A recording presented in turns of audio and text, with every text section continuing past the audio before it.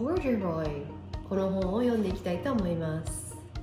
Corduroy is a bear who once lived in the toy department of a big store. Day after day, he waited with all the other animals and dolls for somebody to come along and take him home.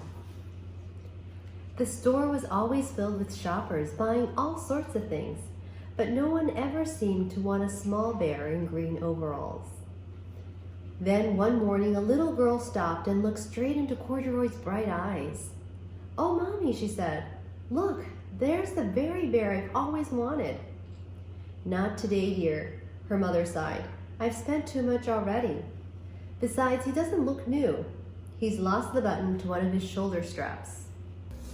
Corduroy watched them sadly as they walked away. "I didn't know I'd lost a button," he said to himself. "Tonight, I'll go and see if I can find it."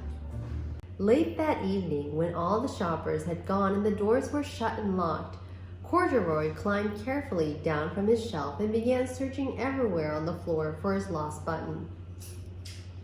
Suddenly, he felt the floor moving under him. Quite by accident, he had stepped onto an escalator and up he went. Could this be a mountain, he wondered? I think I've always wanted to climb a mountain.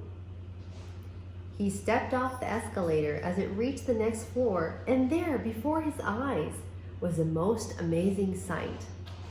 Tables and chairs and lamps and sofas and rows of beds.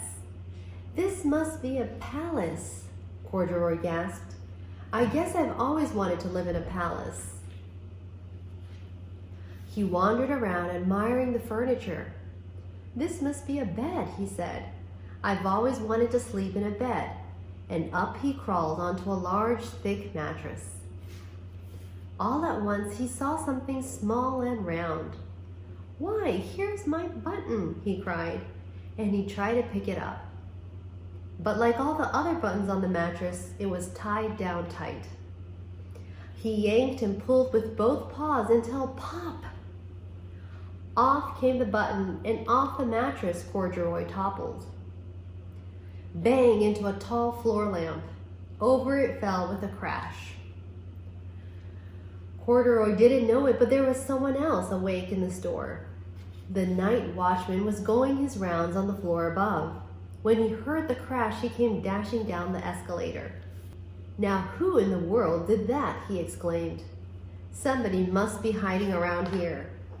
He flashed his light under and over sofas and beds until he came to the biggest bed of all. And there he saw two fuzzy brown ears sticking up from under the cover. "Hello," he said. "How did you get upstairs?"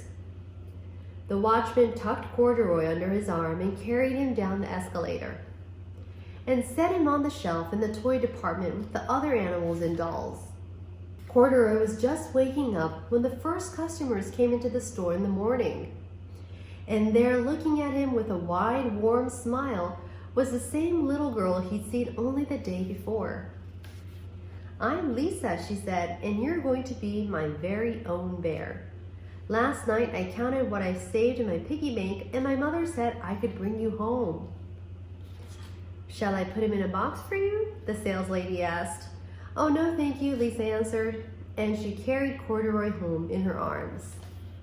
She ran all the way up 4 flights of stairs in her family's apartment and straight to her own room.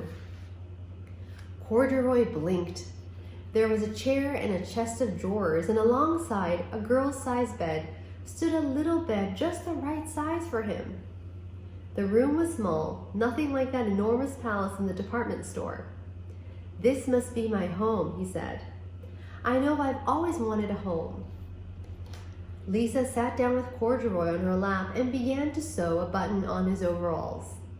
"I like you the way you are," she said, "but you'll be more comfortable with your shoulder strap fastened." "You must be a friend," said Corduroy. "I've always wanted a friend." "Me too," said Lisa, and gave him a big hug.